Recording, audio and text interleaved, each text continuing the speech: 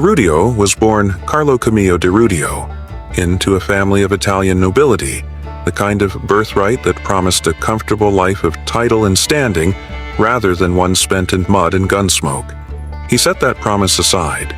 He chose instead the harder, less certain path of a soldier's career in the United States Army, and in time he found his way into the ranks of the 7th U.S. Cavalry Regiment, serving under Lieutenant Colonel George Armstrong Custer. Custer came to trust him and think well of him, enough to see him promoted to first lieutenant in December of 1875. Not every officer in the regiment shared that high opinion. Captain Frederick Benteen found De Rudio's flair for the dramatic and his fondness for a well-told story, more grating than charming, and hung on him a nickname that would trail him long after the campaign that made it famous: Count No Account. Whatever his critics said of him, De Rudio would go on to live through one of the darkest chapters in American military history, the fighting along the Little Bighorn River in the summer of 1876, and in the years that followed, he set his memories down on paper, determined that what he had witnessed would not simply fade away. What follows is that account, carried forward in his own words. By 10 that morning, Custer's scouts came pounding back into the column, and the news they carried set every man's blood moving faster. Somewhere 15 miles ahead, they said, hidden along the twists of the Little Bighorn, sat the village we had been chasing for days. I still remember how that word rippled outward through the ranks, quiet at first, then electric, passed rider to rider until the whole column seemed to lean forward in the saddle. The scouts added one more detail. The Indians below appeared to be pulling away from us, retreating. Looking back, I think that single word, retreating, was more dangerous to us that day than any warrior's rifle could have been. It bred carelessness in men who should have known better, and it stirred up an eagerness that patience would have served far more wisely. We covered 2 or 3 more miles before Custer reined in the column, and beneath a clear June sky that offered no warning of what the day held, he broke the regiment into pieces. Even now I can picture him giving those orders, brisk and confident, delivered like a man who had never once considered that the day might not end in his favor.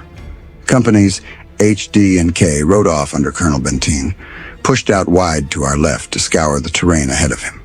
Companies M and G fell in under Colonel Reno, and it was with them that I rode, attached for the moment to Company A, somewhere in the center of our advance. Custer himself held on to Companies E, I, F, L, and C, swinging them along the right, while Company B was left behind to guard the pack train and the ammunition it carried. None of us riding beneath that June sun that afternoon understood what we were truly witnessing. A man advancing toward his place in history and toward his own death in the very same stride. I was moving toward my own reckoning, too, somewhere down that same trail, though mine, for reasons I still struggle to explain even now, was not the one that would end that particular day. For several miles, we kept up a steady trot until a river appeared ahead of us, 6 or 7 miles out. We crossed it and emerged onto open plain on the opposite bank, where the order came to form a battle line. There is a particular kind of quiet that settles over soldiers in the moment before a charge. I have never found words that do it justice, only that it is heavy and that no one speaks. Then the command came and we surged forward at a gallop, running down a fleeing enemy through a cloud of dust so thick it swallowed everything in front of us.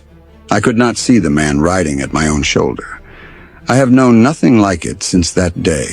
Hundreds upon hundreds of hooves, churning up a fog that hung there in the June air, thick and motionless, refusing to clear no matter how long we waited it out. Colonel Reno called the halt. He could see too little of the ground ahead to risk pushing us further into that blindness. Down off our horses we went. Reno wasted no time forming a skirmish line, anchoring the right side of it along a dry creek bed, thick with timber, and as some of the men led our mounts back under cover, the enemy hit us, hard and without warning. We gave back everything they threw at us, and for roughly 30 minutes the exchange held steady. Gunfire crossing back and forth as though neither side could bear to be the one who stopped first. Then came word that a cluster of lodges sat abandoned in a clearing across the creek, and our line surged forward to claim them. Empty, all of them. But what met us on the other side was no empty village. Nearly 200 warriors, screaming, closing the distance fast, and I felt it land on me the way a blow lands before the pain does. We had stopped being the hunters. There were barely 100 of us in that fight. Against a force that size, moving with that much fury, falling back stopped being a choice and became the only thing left to do. And even retreat was no simple matter because the enemy was closing around us even as we scrambled for the creek. Somewhere in that tangle of noise and dust and panicked horses, I caught sight of something no cavalryman could leave behind. Our guidon, fallen in the confusion, lying in the dirt. I went back for it anyway. I need you to understand what that meant and what it cost me to make that choice. Every nerve in a man's body screams at him to keep running when the enemy is closing in from behind. And I turned against every single one of those instincts, because some things simply cannot be left lying in the dirt, not even to save your own life. I found the guidon caught in a snarl of low branches along the creek bank, and freeing it felt like wrestling something alive, as if the brush itself understood what that flag meant and meant to keep it. I finally tore it loose and started leading my horse toward the south bank. I had my foot in the stirrup, a motion I had made without thinking 1,000 times before, when a bullet struck the horse instead of me. He screamed and bolted, and not away from the danger as any sane animal would, but straight into the thick of it, carrying my only means of escape along with him, and leaving me stranded there on foot, entirely alone, with something close to 300 Sioux warriors standing no farther than 50 yards away from where I stood. There is no good way to explain what a man feels in a moment like that. Words simply are not built for it. They opened fire on me, a hail of lead thick enough that by any reasonable measure, it should have finished me right there on that riverbank, and somehow not one shot connected. I have spent years turning that over in my mind, trying to make sense of the luck, or mercy, or simple chance that let me walk away when so many good men did not. I did not stand there long enough to ask myself the question. I ran. I made it to a thick patch of brush and dropped into cover, only to find I had company. Fred Gerard, our interpreter, was already there, along with Private Thomas O'Neill of Company G. Both of them still had their horses. Mine, like O'Neill's, was gone. I told them what worried me, that those horses would give us away to the first warrior who passed close enough, and I pushed for turning them loose. Neither man agreed, and I let the matter drop because I had already learned that a man fighting for his life cannot afford to waste time arguing. I left them where they were and crawled down into the dry creek bottom, banking on the coming dark to carry me back to whatever was left of our command. I stayed low in that creek bed for what felt like 10 minutes, though a man losing his sense of time is nothing unusual when every breath might be his last. Then came pistol fire, close, and behind it voices, women's voices, pitched in a strange high wail I had never heard before and have never shaken since. I lifted my head slowly, the way a man does when some part of him already knows what he is about to see will stay with him forever. It did.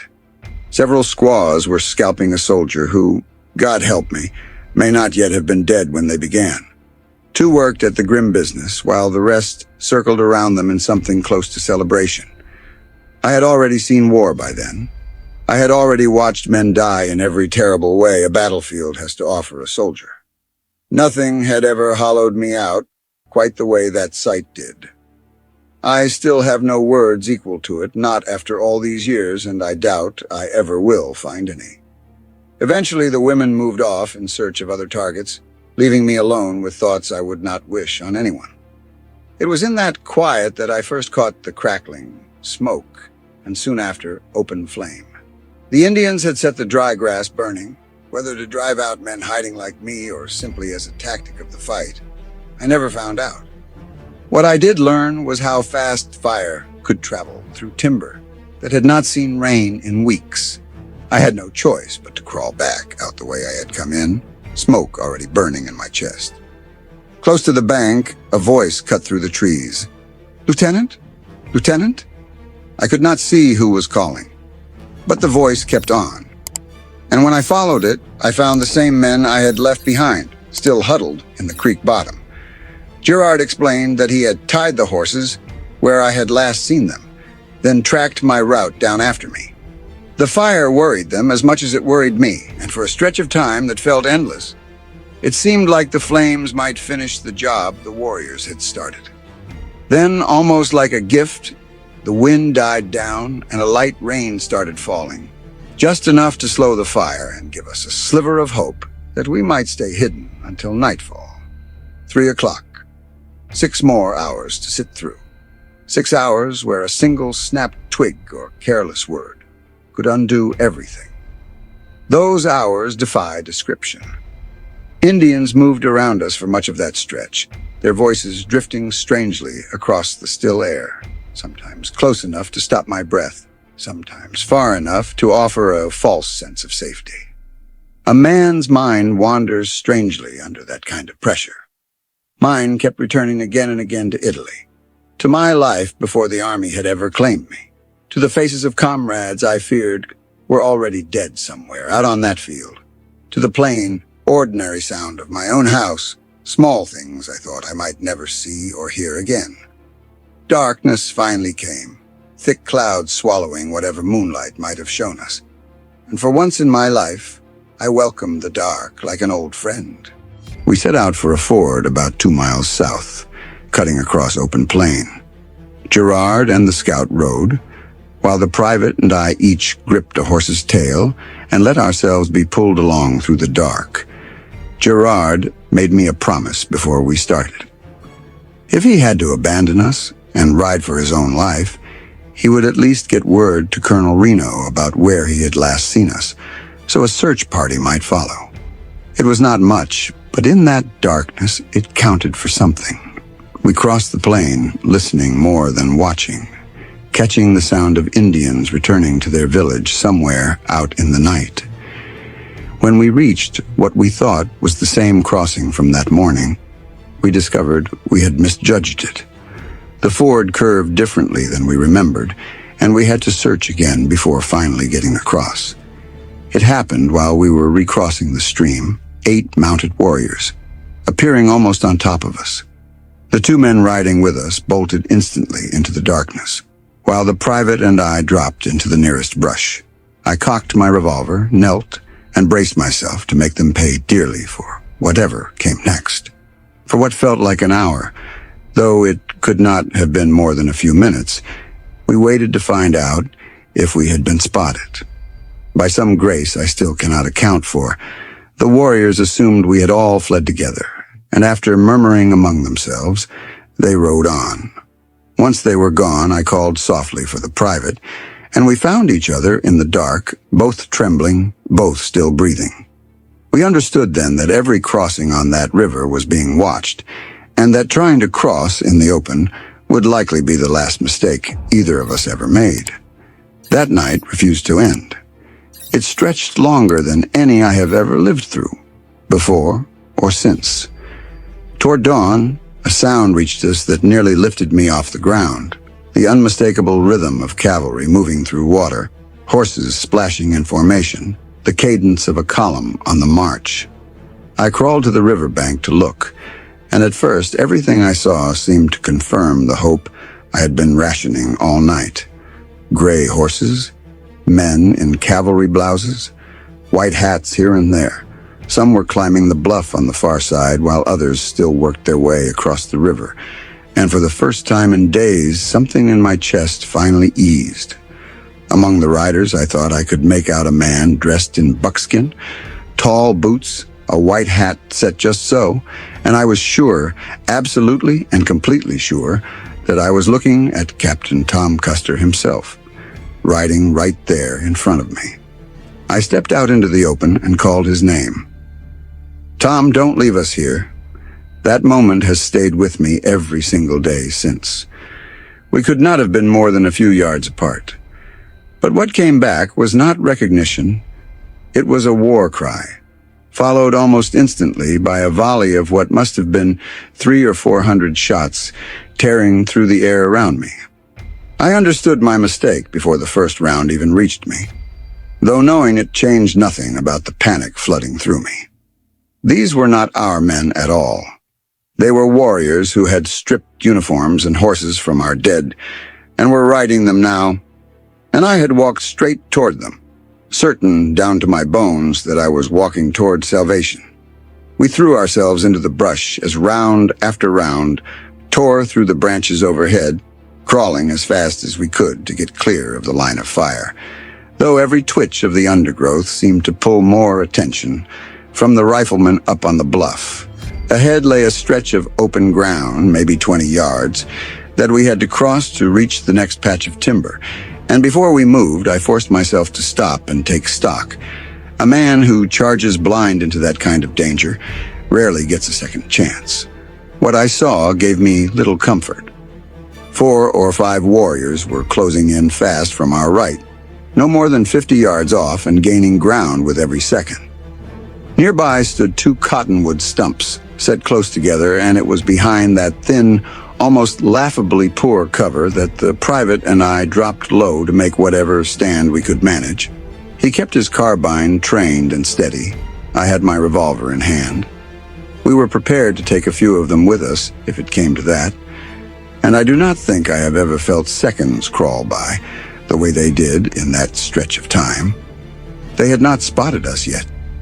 When the man in front closed to within 10 yards, I fired. The warriors had been riding in single file, and my shots sent them wheeling around in confusion, scrambling to retreat. O'Neill fired right after me, catching the second rider as he struggled to turn his pony back the way they had come.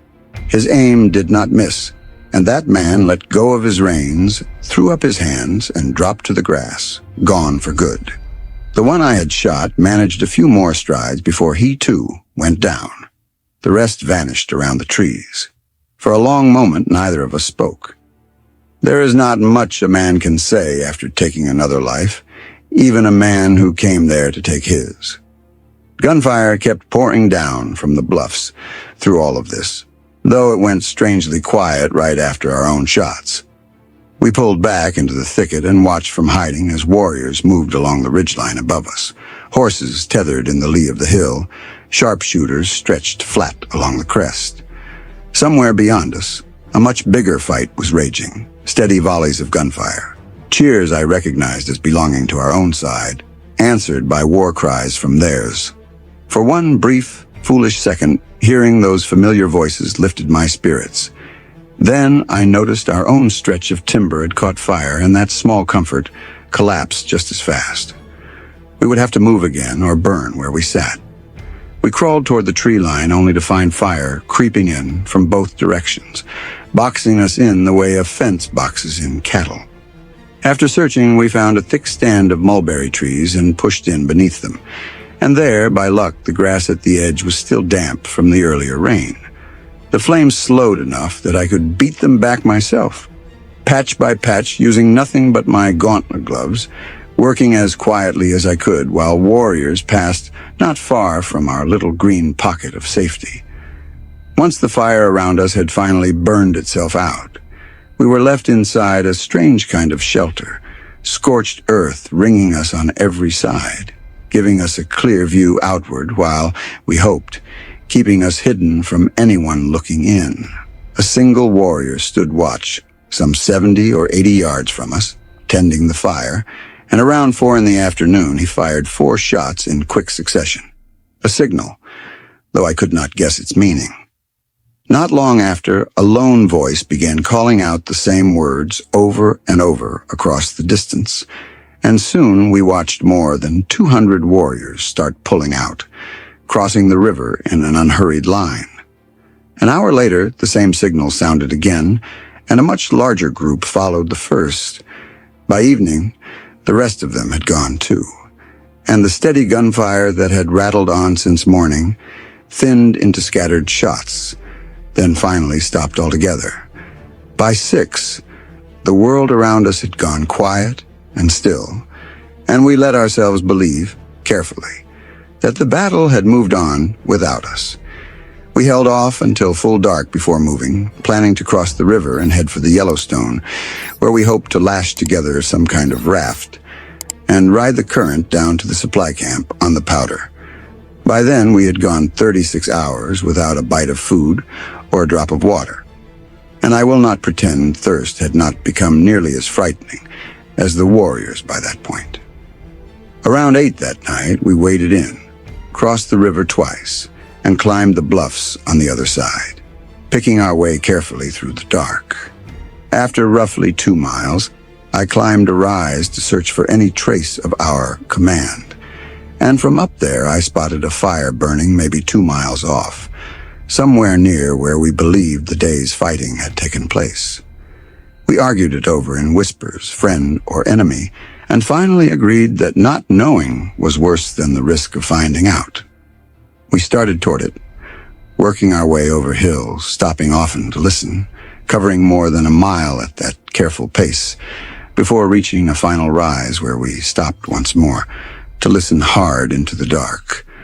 Voices drifted to us, faint, unclear, impossible to sort as friend or foe. We crept in closer, and then I caught a sound that nearly undid me with relief, a mule braying, followed by a challenge as familiar and welcome as anything I have heard in my life.